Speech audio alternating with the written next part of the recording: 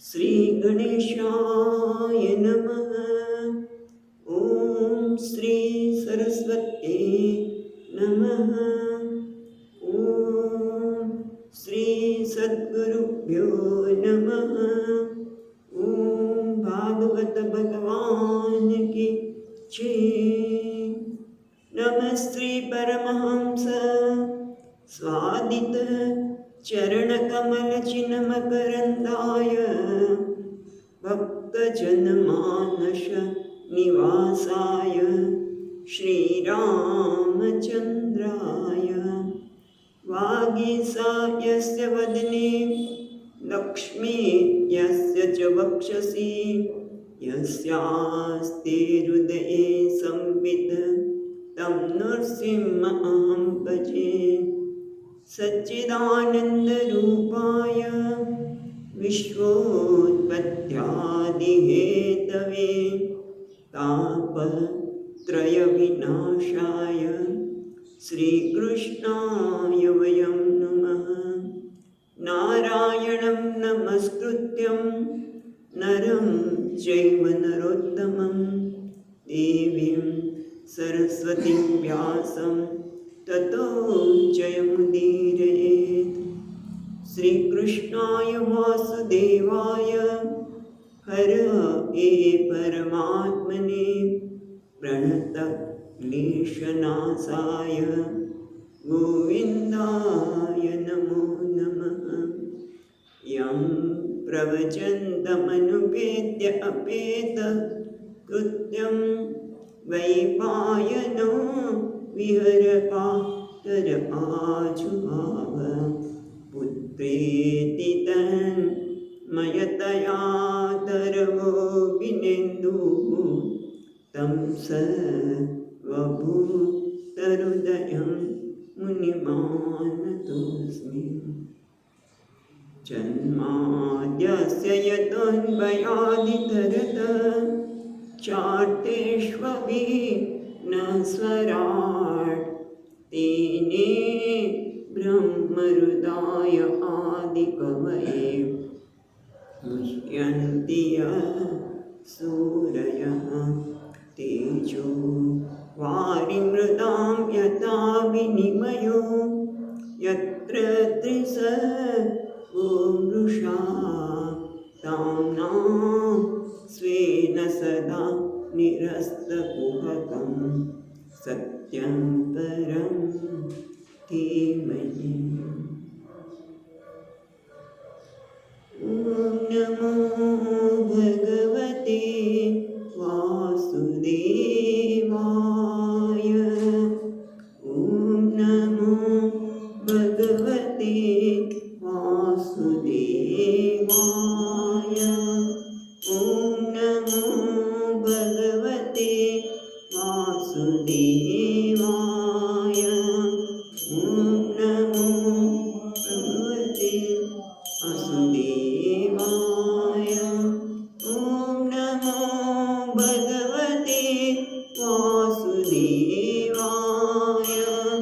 ॐ नमो भगवते वासुदेवाय। ॐ नमो भगवते वासुदेवाय। ॐ नमो भगवते वासुदेवाय। वासुदेवाय हरि वासुदेवाय। वासुदेवाय हरि वासुदेवाय। वासुदेवाय हरि वासुदेवाय। वाय हरि वासुदेवाय।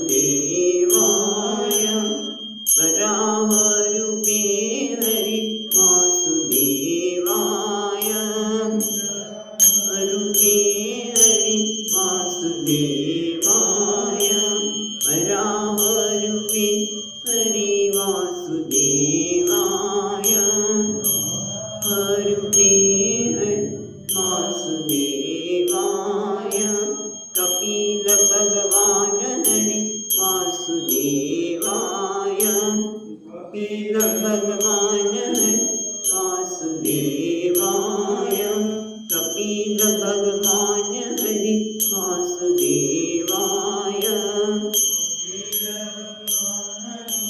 વાસુદેવાય વાસુદેવાય હરિ વાસુદેવાય વાસુદેવાય વાસુદેવાય હરિ વાસુદેવાય વાસુદેવાય હરિ વાસુદેવાય ઓમ નમો ભગવતે વાસુદેવાય ઓમ નમો વાસુદેવાય ઓમ નમો ભગવતે વાસુદેવાય ઓમ નમો ભગવતે વાસુદેવાય ઓમ નમો ભગવતે વાસુદેવાય ઓમ નમો ભગવતે વાસુદેવાય વાસુદેવાય હરિ વાસુદેવાય વાસુદેવાય દેવાય વાસુદેવાય હરિ વાસુદેવાય સુદેવાય હરિ વાસુદેવાય વરાહરૂપે હરિ વાસુદેવાય હરૂપે હરિ વાસુદેવાય કપિલ ભગવાન હરિ વાસુદેવાય હરિ વાસુદેવાય વાસુદેવાય હરિ વાસુદેવાય હરિ વાસુદેવાય વાસુદેવાય હરિ વાસુદેવાય સુદેવાય હરિ વાસુદેવાય ઓમ નમો ભગવતે વાસુદેવાય ઓમ નમો ભગવતે વાસુદેવાય ઓમ નમો ભગવતે વાસુદેવાય ઓમ નમો ભગવતે વાસુદેવાય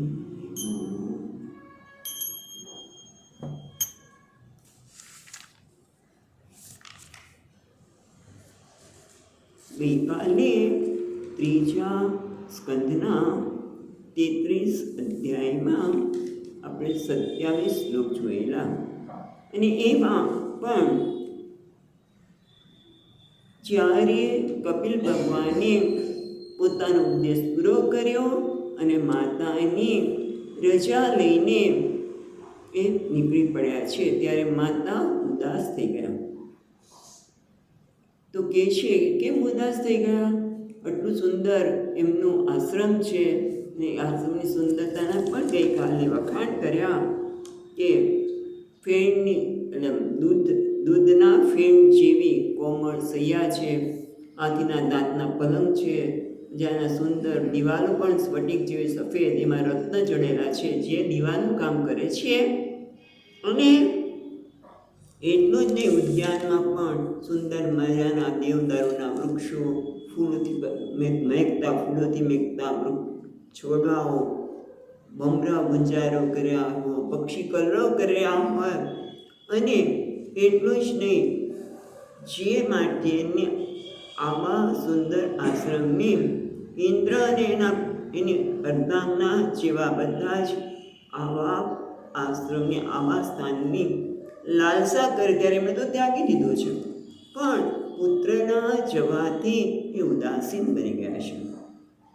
કારણ કે પોતાની પ્રિય વ્યક્તિ હતી અને પાછા જ્ઞાન આપનાર, અને એટલે ઉદાસીન બન્યા છે. પણ થોડી જ વખતમાં માએ જે કપિલ ભગવાને જે શ્રદ્ધાપૂર્વક એમના યોગને આચરણ કરવાનું, અનુષ્ઠાન કરવાનું કીધું હતું એ એમણે તરત જ શરૂ કર્યું. એમણે ભગવાનનું ધ્યાન શરૂ કર્યું અને ધ્યાનમાં બધું જ ભૂલાઈ ગયા અને પોતે નિષ્પૃહ બની ગયા. જે એકદમ નિરાશ બની ગયા હતા, મોં પર ઉદાસીનતા આવી હતી, એ ક્યારે દૂર થઈ ગઈ એ ખબર પડી નહીં. અને માએ ભગવાનના સ્વરૂપનું ધ્યાન શરૂ કર્યું. જે પ્રસન્ન વદનવાળા પોતાના પુત્ર જે છે, જે ભગવાન છે, અને એટલું જ નહીં, ભગવાનના અંગનું અને સમસ્ત અંગનું ચિંતન કરવા લાગ્યા. અને એની સાથે આપણે જોયું કે ભક્તિ પ્રવાહના યોગથી વૈરાગ્યના ઉત્તમ વૈરાગ્યને કારણે અને અનુષ્ઠાનના કારણે એમને બ્રહ્મનું જ્ઞાન માટેનું જે જ્ઞાન છે, એ જ્ઞાન ઉત્પન્ન થયું કહેશું. અને એટલા માટે કે છે, એનું કારણ શું છે? તો કે પોતે વિશુદ્ધ અંતઃકરણ દ્વારા પરમાત્મા જે વિશ્વતોમુખ છે, એ હું છું એ અભેદ ભાવનાના કારણે શું થયું? સ્વાનુભૂત્યા 25મા શ્લોકમાં કહે છે કે પોતાના અનુભૂતિને કારણે માયાના જે ગુણો છે એમાંથી એ મુક્ત થઈ ગયા. માયાના ગુણો એટલે આ દેહને હું માનવું, એની મર્યાદાને હું માનવી, એ બધી જ દૂર થઈ ગઈ. અને પછી આપણે જોતા હતા એ પ્રમાણે 26 અને 27મા શ્લોકમાં બ્રહ્મણ્યવસ્થિતર્ગતિઃ ભગવત્યાત્મ સંશયે નિવૃત્ત જીવાપત્તિત્વા ક્ષીણક્લેશાપ્ત નિવૃત્તિઃ નિત્યારૂઢ સમાધિત્વા પરાવૃત ગુણપ્રમા ન સસ્માર તદાત્માનં સ્વપ્ને દૃષ્ટ વિબોધિતઃ. એટલે કહે છે કે એના કારણે શું થયું? આત્મસંશ્રયે 26મા શ્લોકમાં પેલી લીટી આપણે જોતા હતા ગઈકાલે કે આત્મસંશ્રય એટલે જીવાનો એ સંશ્રયને કારણ છે કોણ? ભગવાન. ભગવતી જો એમાં છે ને ભગવત્યા છે, ભગવતી આત્મસંશ્રયે, આત્મ એટલે જીવાના સંશ્રયને કારણરૂપ ભગવાન. ભગવતી બ્રહ્મણીય છે ને, બ્રહ્મણી અવસ્થિત મતિઃ. પહેલી લીટીમાં પહેલો ચરણ બ્રહ્મણી અવસ્થિતિ મતિઃ. આત્માનું જે જીવોનું જે કારણરૂપ ભગવાન બ્રહ્મ છે, એની સાથે અભેદના લીધે અવસ્થિતિ મતિઃ, એમની મતિ સ્થિર થઈ ગઈ. એ બ્રહ્મમાં એમની ટૂંકમાં શું કહેવા માગે છે કે ભગવાન જે બ્રહ્મ છે એમાં એમની મતિ સ્થિર થઈ. એના કારણે શું થયું? બીજી રીતિમાં જે કહે છે એ બીજી રીતના બે અર્થ થાય છે. નિવૃત્ત જીવાપત્તિત્વાદ ક્ષીણક્લેશ આપ્ત નિવૃત્તિ. એના બે અર્થ જોઈએ તો આપણે પહેલો અર્થ એ થાય છે કે અતઃ આ બ્રહ્મમાં સ્થિતિ અભેદના સ્થિતિ થવાના લીધે શું થયું? નિવૃત્ત જીવસ્ય આપતિ. આ છે ને નિવૃત્ત જીવ પછી આપતિનો અર્થ કે છે આપદ રૂપા. જીવોના માટે જે આપદ સમસ્યા રૂપ છે શું છે? તો કે અજ્ઞાન, એની નિવૃત્તિ થઈ ગઈ. આપદા અવિદ્યા, એની નિવૃત્તિ થઈ ગઈ. અચ્છા, અને શું થયું? ક્ષીણ ક્લેશા આપત નિવૃત્તિ. એનો અર્થ બીજો કરે છે નિવૃત્તા જીવાપત્તિ, જીવ ભાવ જેનામાં નિવૃત્ત થઈ ગયો છે તત્વના લીધે એનો બીજો શું થાય છે? ક્ષીણ ક્લેશા, એમના ક્લેશ એટલે રાગ દ્વેષ વગેરે જે ક્લેશો છે અથવા પંચ ક્લેશ કહી શકીએ, એ બધા નિવૃત્ત થયા. અને શું થયું? પછી છે ને ક્લેશ પછી આપત નિવૃત્તિ, એટલે આપત પ્રાપ્ત પરમાનંદ નિવૃત્તિ. નિવૃત્તિનો અર્થ આનંદ કર્યો. એમણે પરમાનંદની પ્રાપ્તિ કરી. ટૂંકમાં જીવભાવ દૂર થવાના કારણે રાગ દ્વેષ ક્ષીણ થઈ ગયા અને આનંદની પ્રાપ્તિ થઈ. એટલું આપણે ગઈકાલે જોયું હતું. હવે આગળ જઈએ 28મા શ્લોકમાં.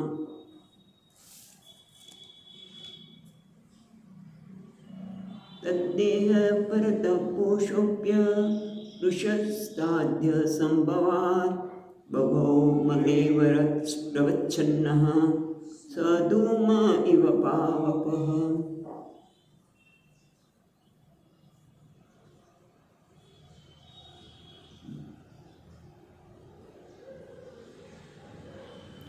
તદ્દેહ પરતઃ પુષઃ અપી.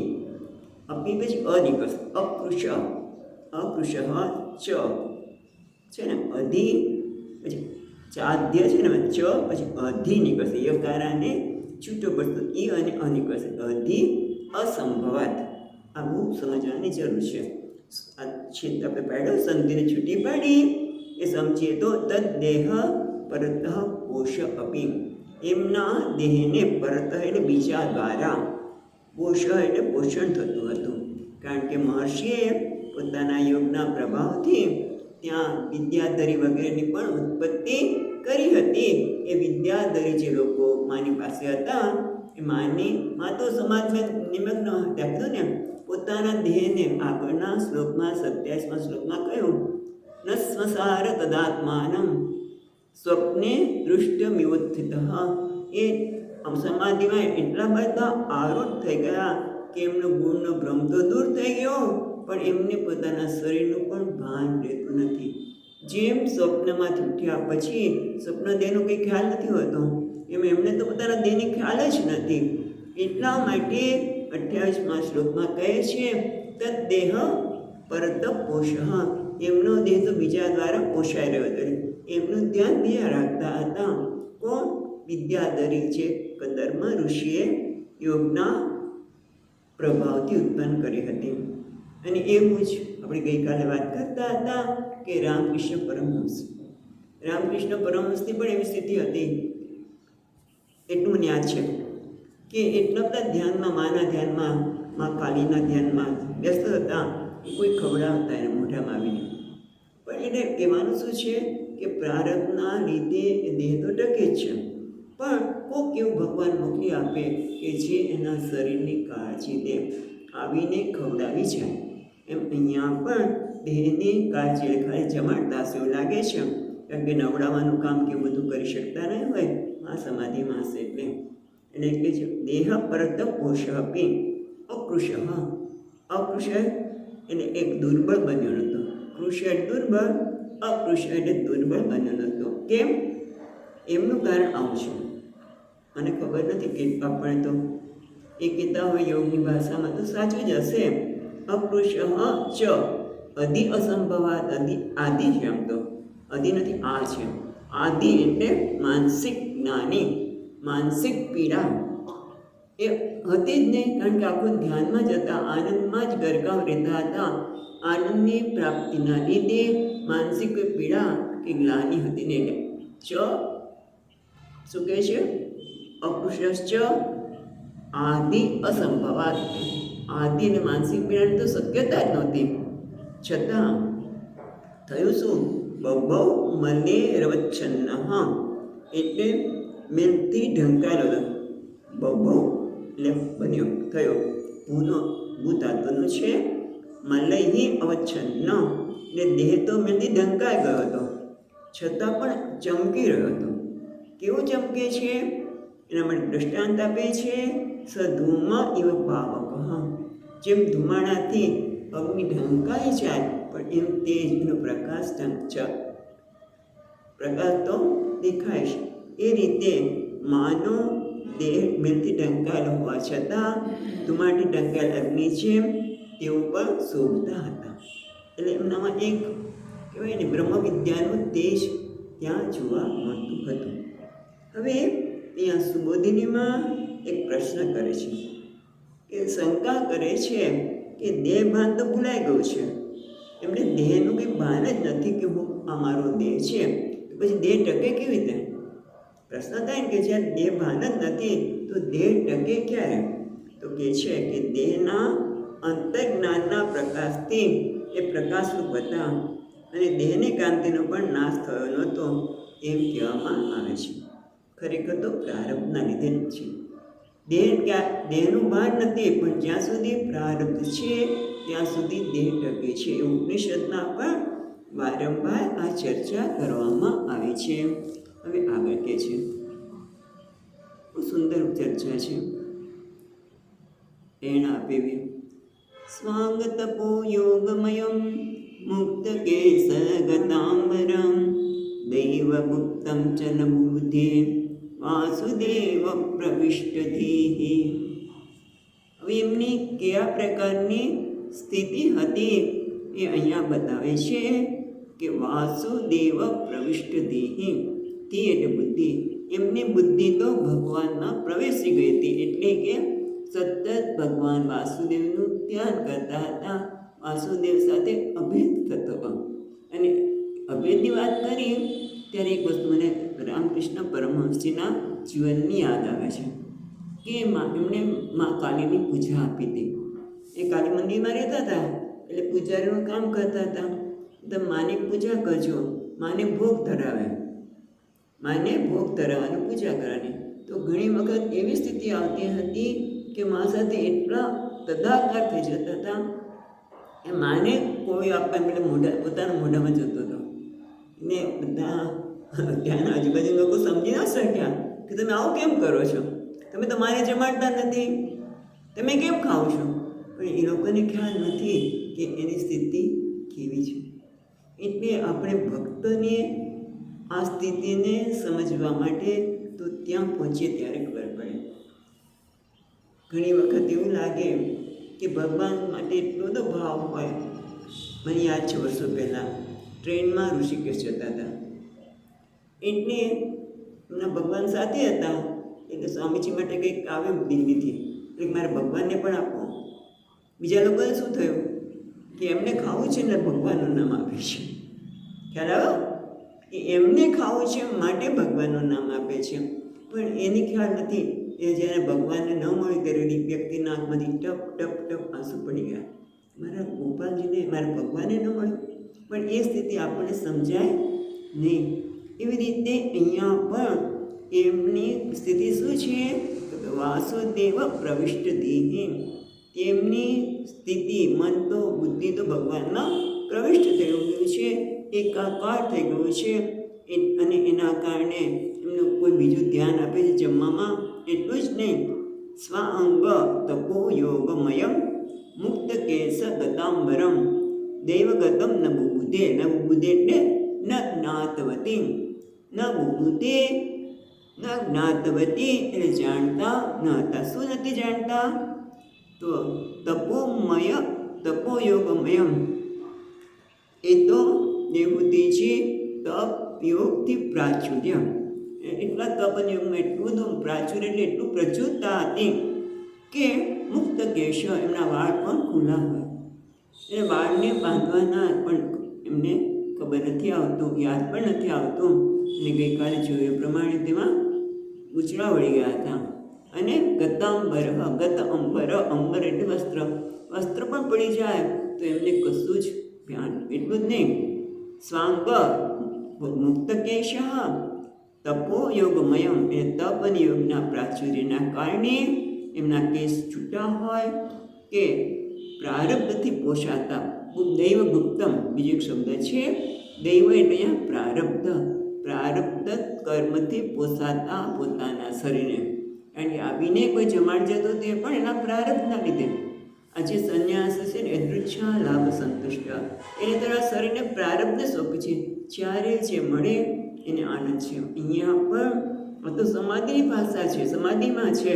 એટલે ગુપ્ત દૈવ ગુપ્તમ એટલે પ્રારબ્ધ કર્મથી પોષાતા પોતાના શરીરને, અથવા શરીરના છૂટા કેશનું કે વસ્ત્ર રીતનું પોતે સ્વાંગમ પોતાના શરીર ઉપર જે વસ્ત્ર જતું રહ્યું છે એની પણ એમને ન બુદ્ધિ, એમને ભાન હતું નહીં, એમને કોઈ ખબર હતી નહીં. એટલા માટે આગળ કહે છે 30મા શ્લોકમાં,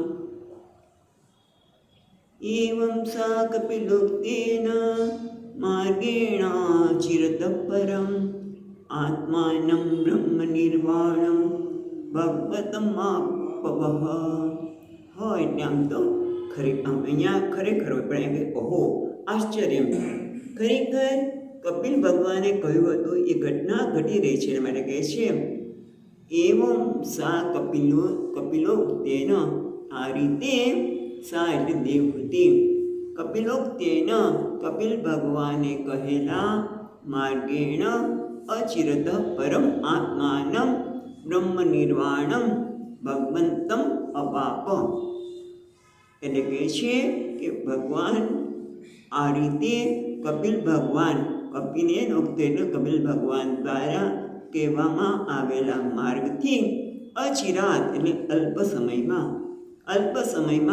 પરમ આત્માનમ પોતાના જે ભગવાન પરમાત્મા એટલે પરબ્રહ્મ પરમાત્માને બ્રહ્મ નિર્વાણમ જો અહીંયા પરમ આત્માનમ ભગવંતમ અવાપ એટલે ભગવંતમ પરમ આત્માનું સાથે જશે, પોતાના જે પરમાત્મા પોતાનું જે આત્મા સ્વરૂપ છે પરમાત્મા એને એમણે પ્રાપ્ત કર્યું. પણ બ્રહ્મ નિર્વાણ એટલે જીવન મુક્તિ. આપણે ભાવના પુત્રએ કહ્યું હતું કપિલ ભગવાને કે માં તમે શ્રદ્ધાપૂર્વક તમે આનું અનુષ્ઠાન કરશો તો અલ્પ સમયમાં તમે જીવન મુક્તિને પ્રાપ્ત કરશો. અને અહીંયા પણ એમણે કપિલ ભગવાનના માર્ગને શ્રદ્ધાપૂર્વક પાલન કરવાથી જીવન મુક્તિને બહુ ટૂંકા સમયમાં પ્રાપ્ત કરો. પણ જીવન મુક્તિ એટલે શું? તો કે પરમ આત્માનમ ભગવંતમ, પરમાત્મા જે ભગવાન છે એની સાથે એક થઈ ગયા એટલે ભગવાનને એમણે પ્રાપ્ત કર્યા એકાત્મ ભાવે. હવે આગળ વિદુરજીને કહે છે હવે જીવન મુક્તિ તો પ્રાપ્ત થઈ જ ગઈ છે, તો હવે શું રહ્યું? તો એ બધી વાત વિદુરજીને કહેવામાં આવે છે.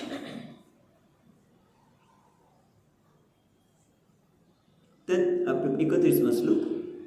તદ્વિરાસિદ પુણ્યતમં ક્ષેત્રં ત્રૈલોક્ય વિશ્રુતં નામ્ના સિદ્ધિપદમ યત્ર સા સિદ્ધિમ ઉપેયુષી.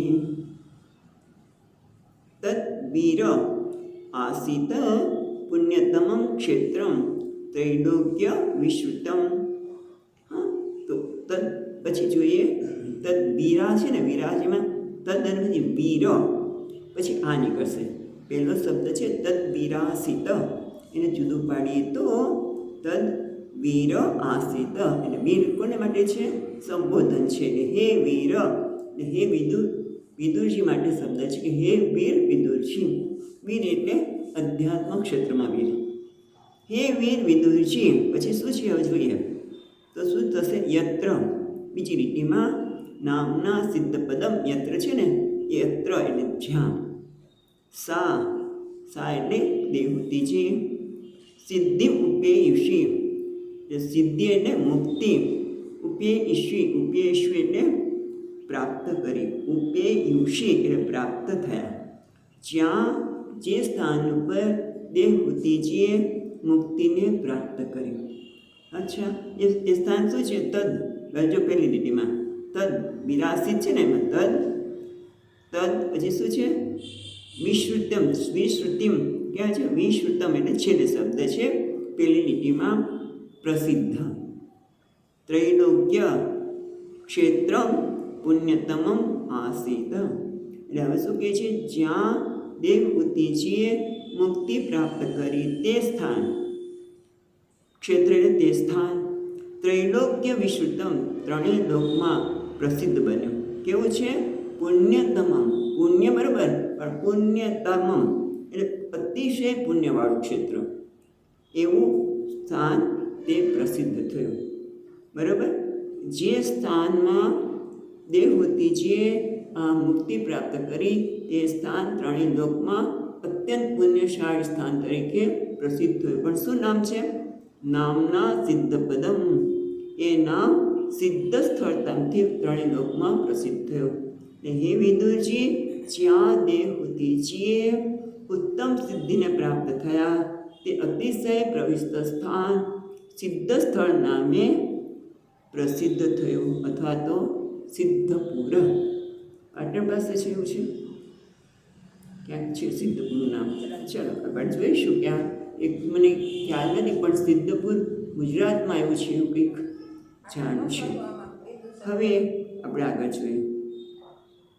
નૈમિષારણ્યમાં બિંદુ સરોવરની વાત બરોબર છે, આ બિંદુ સરોવરની જ વાત છે, પણ આ હવે સિદ્ધપુર તરીકે ઓળખવામાં આવે છે.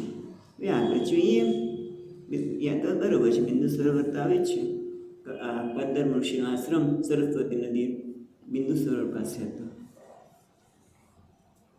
32મા શ્લોકમાં આગળ કહે છે, તસ્યાસ્તદ્યોગ વિસ્તૃત માર્ત્યમ મર્ત્યમ અભૂત સરિત સ્રોતસામ પ્રવરા સૌમ્ય સિદ્ધિદા સિદ્ધિ સેવિતા. તસ્યાસ્તદ્યોગ વિસ્તૃત માર્ત્યમ મર્ત્યમ અભૂત સરિત. એટલે તસ્યાહા તેમનું, એટલે પહેલાં વાત કરીએ. સંબોધનમાં સ્રોતસામ પ્રવરા સૌમ્ય, બીજી લીટીમાં સૌમ્ય શબ્દ વાપર્યો છે. એટલે હે સૌમ્ય, સૌમ્ય એટલે હે સાધુશીલ વિદુરજી. શું થયું? તસ્યાહા તદ્યોગ, તદ્યોગ છે ને, દ્યો છે એમાંથી તદ્યોગ વિદ્રુત, વિદ્રુત એટલે વિલીન. તસ્યાહા તેમના, તદ્યોગના કારણે, વિદ્રુતાહા વિલીનાહા એમનું છે યોગના કારણે વિલીન થયું. શું વિલીન થયું? માર્ત્યમ મર્ત્યમ અભૂત સરિત. એટલે માતાનું જે શરીર છે એ શરીર તો હવે શું થઈ ગયું હતું? આ શરીર છે એકદમ તપના કારણે શુદ્ધ બની ગયું હતું. એ શરીર છે સરિતમ વિદ્રુત, એ નદીના રૂપમાં પરિણમ્યું. શરીર જ નદીના રૂપમાં પરિણમ્યું. એટલા માટે કહે છે, આપણે હમણાં જોઈએ છીએ ફરી એકવાર કે સ્રોતસામ પ્રવરા, અને એ સરિતા છે, નદી છે, બધી નદીઓ સ્રોતસામ અને નદીઓમાં પ્રવરા એટલે શ્રેષ્ઠ બન્યા. અને સિદ્ધા સિદ્ધતા સિદ્ધિદા સિદ્ધ સેવિતા, હા એ બધી શ્રેષ્ઠ થયું, પણ સિદ્ધિઓથી સેવિતા, હા સિદ્ધિઓથી સેવાયેલી તેમજ સિદ્ધિ આપનારી સરિતા રૂપે બન્યા. એટલે સરિતા તો બની, પણ સરિતા નદી કેવી છે? બધી નદીઓમાં શ્રેષ્ઠ અને સિદ્ધિઓથી સેવિત, સિદ્ધિ આપનાર બની. એનું ગુજરાતી બહુ સુંદર કર્યું છે ભાઈ કે સાધુશીલ વિદુરજી શ્રી દેવહૂતિ માતાજીનો મહિમા કેમ કરીને ગાવાય? એનો મહિમા ગવાઈ શકાય એવું નથી. માના કીધું ને તદ્યોગ, એટલે માના ભક્તિયોગના લીધે જે આ 5 ભૌતિક દેહ હતો તે તો ક્યારનો મટી ગયો હતો, અને દેવનું ભાન જ નહોતું, તે તો ક્યારનો મટી ગયો હતો. અને આનંદમય ભગવાનના ધ્યાન કરતાં કરતાં એના બધા અંગો આત્મક બની ગયા હતા. દેહમાં કોઈ કહે ને મલિનતા રહે જ નહોતી, પણ એમનો દેહ આનંદમય બની ગયો હતો. જલમય, આનંદમય એટલે જલમય બની ગયો હતો. જેમ બરફ હોય, જેમ બરફ હોય, સાકર હોય કે સિંધાલો. આમ તો ખરેખર બરફનું જ દૃષ્ટાંત વધારે સરસ છે. બરફ ઓગળીને પાણી બની જાય, સાકર પણ ઓગળી જાય, સિંધાલો પણ ઓગળી જાય વરસાદના ઓલામાં પીળી ભેજમાં. એમ આમનું શરીર છે એ હવે આનંદમય બની ગયું અને એના જળના રૂપમાં પરિણમ્યો. આનંદમય એટલે જલમય બની ગયો. એટલે એમનું દેહ જેમ સાકર કે સિંધાલો ઓગળી જાય તેમ એનો દેહ પણ ઓગળી ગયો. અને આ દેહ એ કપિલ આશ્રમ કે કદર્મ આશ્રમમાં સરિતાના રૂપે એ બેહવા લાગ્યો. અને કેવો છે?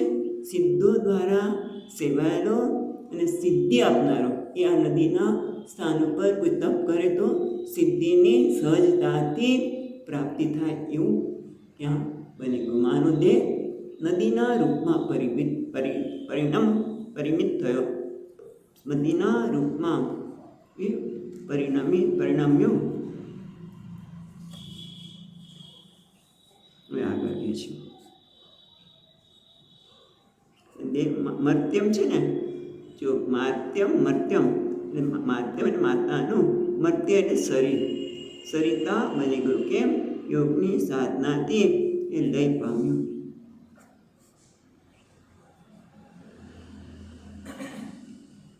માર્ત્યામનો અર્થ અહીંયા કયો છે? દૈહિક, જે દૈહિક ધાતુ છે એનું બધું મળ દૂર થવાથી એ જળમાં પરિણમ્યું. હવે આગળ કહે છે કપિલ ભગવાન શું થયું? હવે કપિલ ભગવાન પણ ગયા. તેનું 3 શ્લોકમાં આગળ તો એમ જ કહી દીધું કે કપિલ ભગવાન ગયા, પણ હવે એને વિસ્તાર કરે છે 33મા શ્લોકમાં.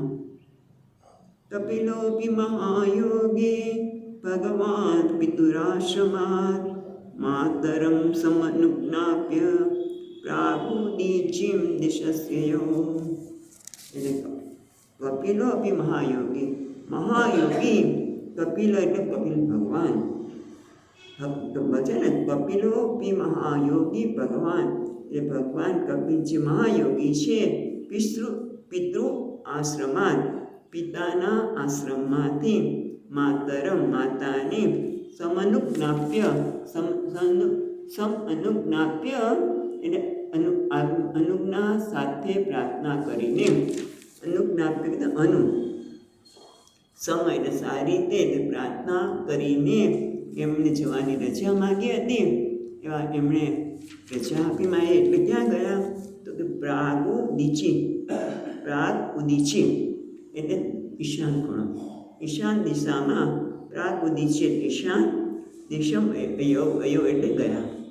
મહાયોગી કપિલ ભગવાન પણ માતાજીની અનુમતિ લઈને પિતાજીના આશ્રમમાંથી ઈશાન દિશામાં ગયા. અને ત્યાં રસ્તામાં એમને કેવા કેવા લોકોનું મિલન થયું એ વાત કરે છે 34મા શ્લોકમાં. સિદ્ધચારણ ગંધર્વૈ મુનિભિશ્ચાપ્સરાગણૈ તૂયમાન સમુદ્રેણ દત્તા અર્ઘ્યે નિકેતન. એટલે રસ્તામાં એમને સિદ્ધો, ચારણો, ગંધર્વ વગેરે મળ્યા હશે. સિદ્ધ, ચારણ, ગંધર્વૈ અને મુનિભિ તૂયમાન. પણ આજે એક બીજો શબ્દ છે અપ્સરાગણૈ. એટલે સિદ્ધો, ચારણો અને ગંધર્વો અને મુનિઓએ એમની જે સ્થિતિ, જેમ આગળ આપણે જોયું કે દેવહૂતિ માતાએ 2 થી 8 શ્લોકમાં ભગવાન રૂપે એમની સ્તુતિ કરી, એમ અહીંયા પણ ચારણો પોતાની ભાષામાં, ગંધર્વ પોતાની રીતે બધા એમની સ્તુતિ કરી હશે. અને ત્યારે એની સુંદર સ્તુતિ સાંભળીને કદાચ અપ્સરાઓથી પણ રહેવાયું નહીં હોય. અને અપ્સરાનું કાર્ય શું છે? નૃત્ય કરવું. નૃત્ય કરતાં કરતાં ગાતા હશે. અને આમ એમને બધી રીતે માન આપવામાં આવ્યું. કહેવાનો અર્થ એ છે કે ગયા ત્યારે સિદ્ધો, ચારણો, ગંધર્વો, અપ્સરાગણો એમની સ્તુતિ કરી. અને સમુદ્રદેવ પણ કદાચ જેમ ભગવાન પાસે થાળ લઈને આવ્યા રામજી પાસે, કારણ કે પહેલાં સ્તુતિ કરી, પ્રાર્થના કરી ન આવ્યા, અને પછી આવ્યા જે વાણની ત્યાં સુવર્ણમાં બધા હીરા મોતીને આવ્યા હશે. એમ અહીંયા પણ સમુદ્રેણ દત્ત અર્ઘ્ય છે ને, દત્ત અર્ણ નિકેતન બંધ સાથે આવશે. સમુદ્રદેવને અર્ઘ્ય દ્વારા સત્કાર કર્યો. દત્તા છે ને, દત્ત અર્ણ નિકેતન, નિકેતન નિવાસ એટલે સત્કાર કરી એને નિવાસ સ્થાન આપ્યું છે. અથવા તો બીજામાં એવું કહે છે કે એમને પૂજા કરી અને પોતાના નિવાસ સ્થાનમાં એમને લાવ્યા. અને અહીંયા ટીકાકાર એ બતાવે છે કે એમણે અર્ઘ્ય આપીને સન્માનિત કર્યા સમુદ્રદેવે, અને સાથે સાથે એમને નિવાસ સ્થાન પણ રહેવા માટે આપ્યું હશે. પછી એ સિવાય શું થયું? 35મા શ્લોકમાં કહે છે આસ્તે યોગમ સમાસ્થાય સાંખ્યાચાર્યૈર્ભિતુષ્ટતઃ ત્રયાણામપિ લોકાનાં ઉપશાંતયે સમાહિતઃ. હવે જો આસ્તે યોગમ સમાસ્થાય એ પછી લઈએ, પહેલાં લઈએ બીજું ચરણ સાંખ્ય આચાર્યૈ અભિતુષ્ટતઃ. સાંખ્ય શાસ્ત્રસ્ય એ આચાર્ય, કારણ કે એમને સાંખ્ય શાસ્ત્રનું પ્રવર્તન કર્યું એમ હતું જ. પણ એમને જેમ ભગવાને પણ કહ્યું ને કે મેં તો વિવસ્વાન યોગ કહ્યો હતો, પણ પાછો લુપ્ત થઈ ગયો. એટલે આજે હું તને અર્જુન એ જ જ્ઞાન આપી રહ્યો છું. એમાં અહીંયા પણ પ્રારંભમાં બતાવવામાં આવ્યું કે એ જે સાંખ્ય શાસ્ત્ર હતું એ લુપ્ત થઈ ગયું હશે તો ફરીવાર એક કહ્યું એટલે સાંખ્ય, અને એના કારણે સાંખ્ય શાસ્ત્રના આચાર્ય સાંખ્યાચાર્ય એટલે સાંખ્ય શાસ્ત્રના આચાર્ય દ્વારા અભિતુષ્ટ એમને સ્તુતિ કરવામાં આવી. એવા સાંખ્ય શાસ્ત્રના આચાર્યો દ્વારા સ્તુતિ કરાયેલા અને આગળ પણ ગંધર્વ, બરાબર, આપણે ગંધર્વ કેમ યાદ આવે છે? સિદ્ધ, ચારણ, ગંધર્વ, મુનિ વગેરે દ્વારા એની સ્તુતિ થઈ. એમાં સાંખ્ય શાસ્ત્રના આચાર્યો દ્વારા સ્તુતિ કરાયેલા. પછી શું છે? આસ્તે યોગમ સમાસ્થાય, અને પોતે પણ આસ્તે યોગમ સમાસ્થાય એટલે સમાસ્થાય એટલે એકાગ્ર મનથી પોતે યોગમાં સ્થિત થયા. શેના માટે? ભાઈ એમને ક્યાં યોગની જરૂર છે? હવે એમણે તે યોગનું જ્ઞાન આપેલું છે, છતાં પણ એ યોગમાં સમાહિત થઈને યોગમાં સ્થિત થઈ ગયા. શેના માટે? ત્રયાણામ અપી લોકાનામ શાંતયે સમાહિતા. સાંખ્ય આચાર્યોની સ્તુતિ કરાયેલા યોગનું સારી રીતે આચરણ કરતા. આસ્તે યોગમ સમાસ્થાય, યોગનું સારી રીતે આચરણ કરતા. સમાસ્થાય આચરણ કરતા, યોગનું આચરણ કરતા પોતે પણ ત્રણેય લોકની શાંતિ માટે સમાહિત એટલે એકાગ્ર મનઃ અથવા તો સમાધિમાં એ સમાધિ અવસ્થામાં રહેવા લાગ્યા. અથવા તો એકાગ્ર મનથી જે પોતે યોગનો ઉપદેશ આપ્યો હતો એ યોગનું પોતે પાલન કરતા ત્યાં રહેવા લાગ્યા. આમ અહીંયા બધું પૂરું થયું. એટલા માટે હવે વિદુરજીને કોણ કહે છે? કોણ આ બધી વાતો કરે છે? મૈત્રેય મુનિ. વેરી ગુડ, એટલું સરસ ચાલે છે. હા, મૈત્રેય મુનિ હવે વિદુરજીને કહે છે 36મા શ્લોકમાં, એતન્નિગીતિતં તાત યત્પૃષ્ટોહં ત્વયા નઘ કપિલસ્ય ચ સંવાદો દેવહૂત્યાશ્ચ પાવનઃ. એટલે કહે છે હે તાત, બે સંબોધન કરે છે. એટલે કેટલો બધો એમને આનંદ થયો હશે કે પોતાને આ ભગવાનનું નામ સ્મરણ કરવું, ભગવાનની કથા કહેવાનું લાભ મળે. કોના લીધે? વિદુરજીના લીધે. એટલે વિદુરજી પણ કે સામાન્ય વ્યક્તિ નથી, એ પણ કેવા છે? અનઘ, નિષ્પાપ. એટલે એને નિષ્પાપ છે. બીજા હાથમાં કહીએ તો જેને આ સત્સંગમાં ભગવાનની કથામાં જે રસ છે એના કારણે, પછી કેટલા લોકો હોય મહત્વનું નથી, પણ એના કારણે વક્તાને પણ એનું ભગવાનનું નામ સ્મરણ કરવાની, એની કથા કહેવાની તક મળે ત્યારે એને પણ આનંદ થાય. એ રીતે અહીંયા પણ કહે છે એતદ નિગદિતમ એટલે કથિતમ હે તાત યત પૃષ્ટો અહમ તવ અનઘ. એટલે હે તાત, તવ તમને, ત્વયા, તવ એટલે ત્વયા, હે તાત યત નિગિતમ મેં તમને કહ્યું. શું કહ્યું? તમે મને પૂછ્યું હતું કે મનુવંશની વંશાવલી કહો. આપણે યાદ છે કે બ્રહ્માજી નારદજીને સનક સનકાદી વગેરે ઉત્પન્ન કર્યા, આપણે તો નિવૃત્તિ માર્ગ પર જતા રહ્યા. પણ મનુ કહે છે માં અમે તમારું કામ કરશું. તો તમે આ સૃષ્ટિનો વિસ્તાર કરો. તો કેવી રીતે કરવો? પછી એની બધી વાતો જે આવી હતી એ તો મેં તમને કહી વિસ્તારથી, પણ સાથે સાથે એ અનઘ પૃષ્ઠ થયા. તમે મને જે પૂછેલું મનુવંશની મનુવંશની અથવા તો અહીંયા કેવી રીતે સૃષ્ટિમાંનો વિસ્તાર થયો એની વાત તમે પૂછી હતી તો મેં કહી. પણ સાથે સાથે પ્રસંગોપાત કપિલસ્ય ચ સંવાદ દેવહૂત્યા ચ પાવન. સાથે સાથે અનઘ કપિલ મુનિનો દેવહૂતિ માતા સાથેનો જે સંવાદ છે એ કેવો છે? પાવન. પાવન એટલે પાપનાશક. જે પાપનાશક એટલે પવિત્ર જે કપિલ ભગવાનનો દેવહૂતિ માતાનો સંવાદ પણ પ્રસંગોપાત આવ્યો હોય મેં એનો પણ મેં વિસ્તારથી વાત કરી. હવે આગળ કહે છે, હવે આ કયા પછી ફળશ્રુતિની વાત કરે છે.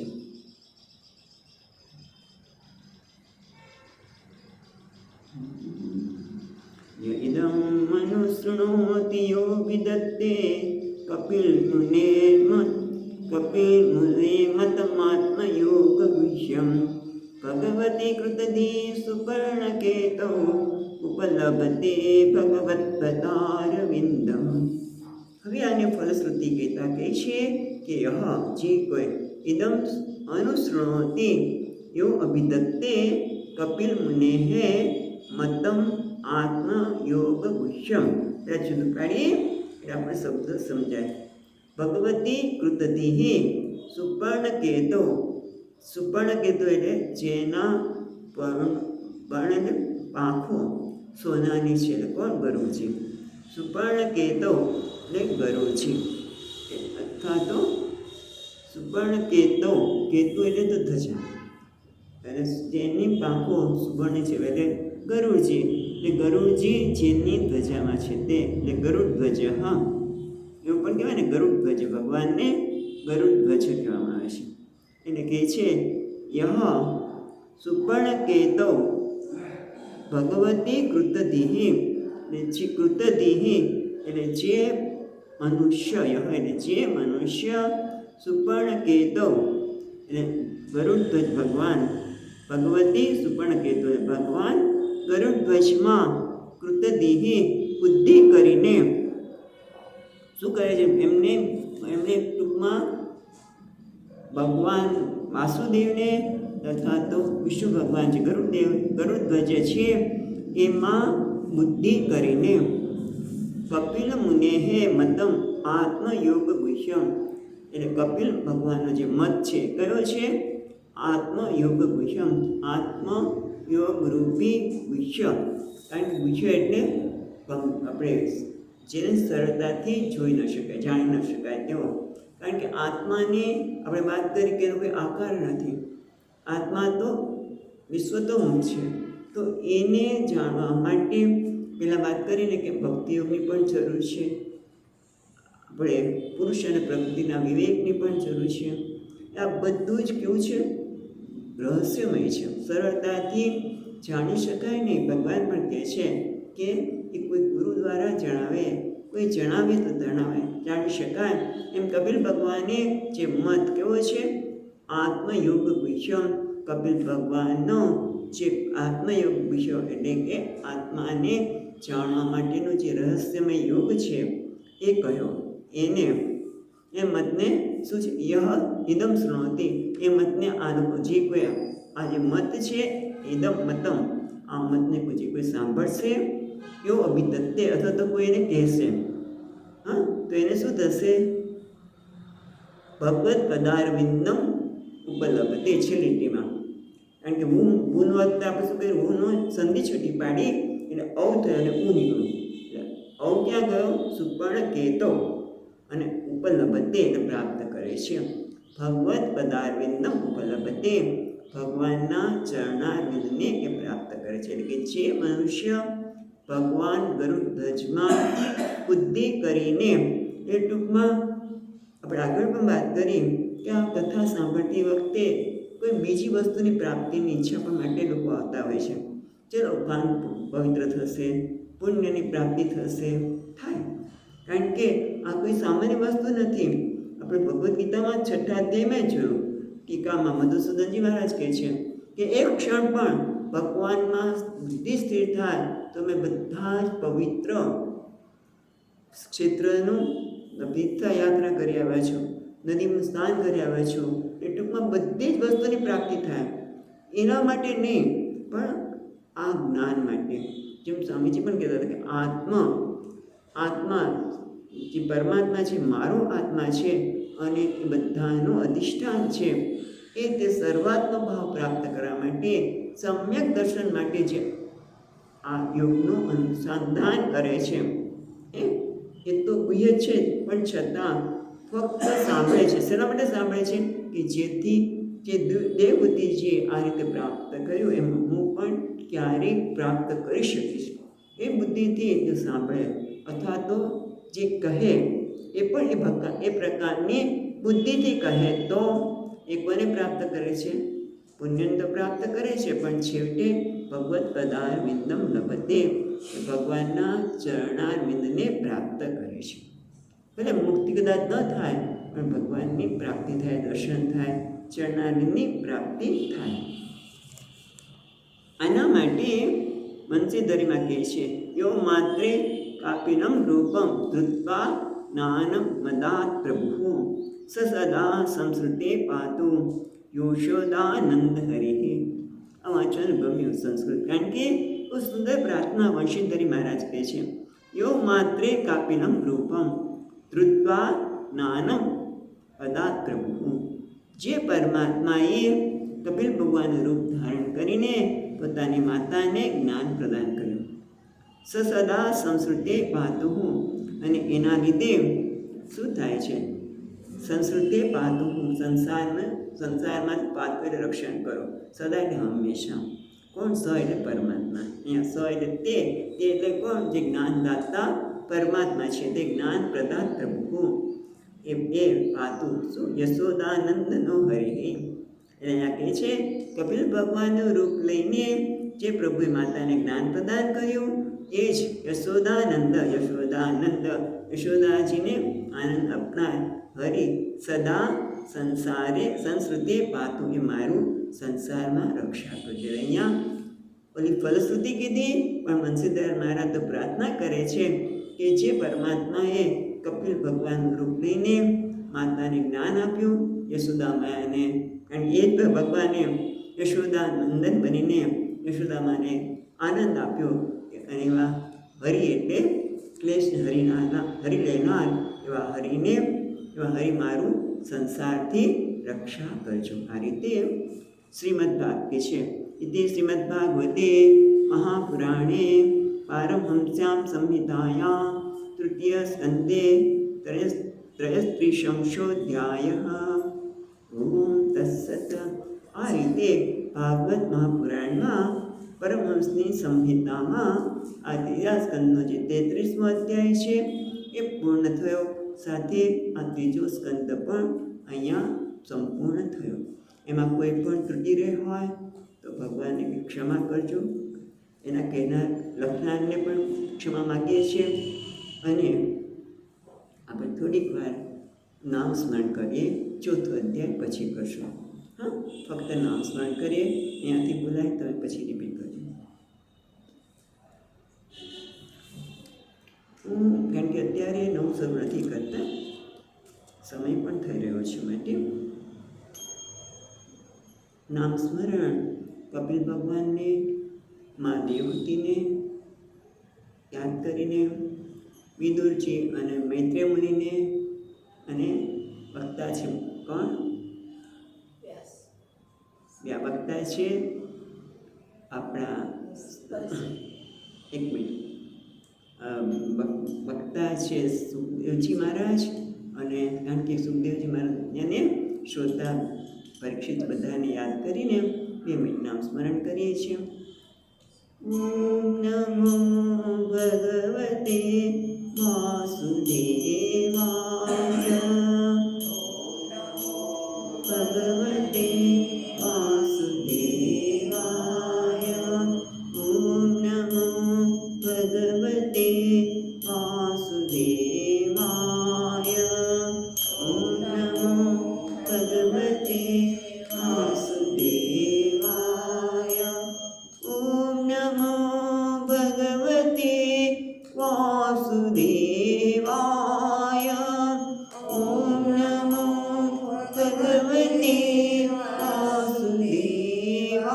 વાસુદેવાય. ઓમ નમો ભગવતે વાસુદેવાય.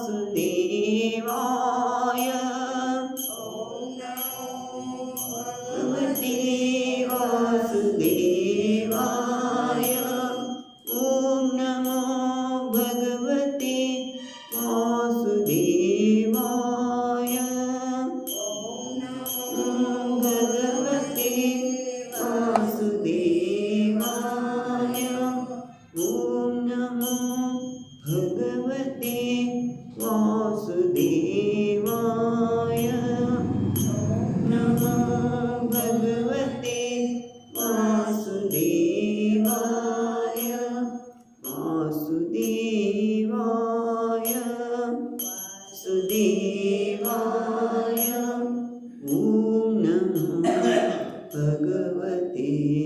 वासुदेवाय ॐ नमो भगवते वासुदेवाय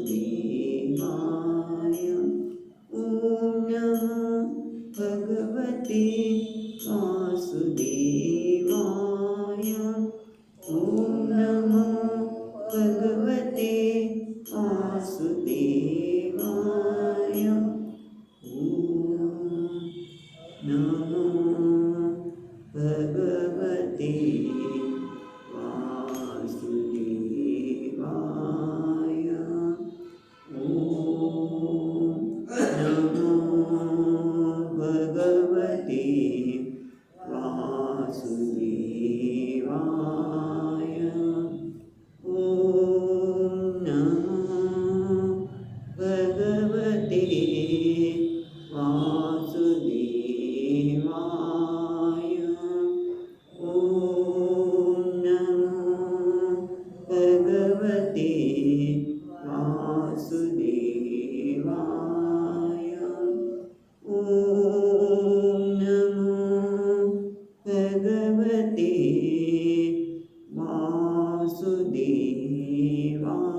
वासुदेवाय ॐ नमो भगवते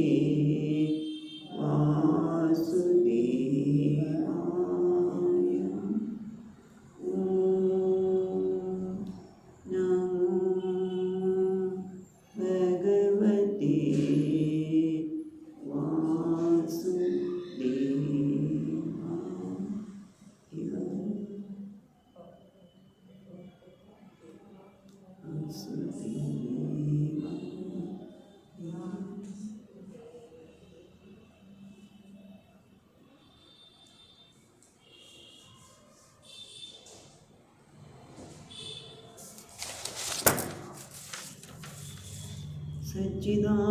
सच्चिदानन्दरूपाय ईश्वरोत्पत्त्यादिहेतवे तापत्रयविनाशाय श्रीकृष्णाय वयं नमः।